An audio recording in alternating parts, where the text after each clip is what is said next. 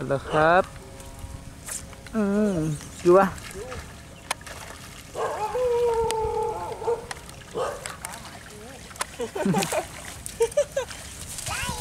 ใช้เดียวกันเลยนะเนน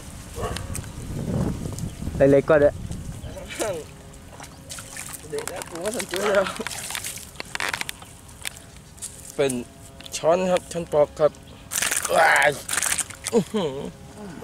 หมดเลยเสื้อกู ดูเสื้อกูเละเลย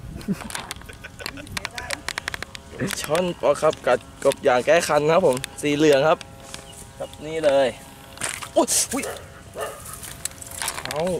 กับนี่นะครับสาย PE ครับจินดามณีนะครับผม PE ตัวเทสครับพบกันเร็วๆนี้นะครับผมกับสาย PE นะครับผมเป็นปลาช่อนครับกัดกบอย่างแก้คันครับผมสีเหลืองครับใส่แบบสปรินครับหมายเป็นนาน้ำท่วมครับก่อนหมายนาน้ำท่วมครับช่อนครับโอเคครับผมกบอย่างแก้คันครับสยองมาครับ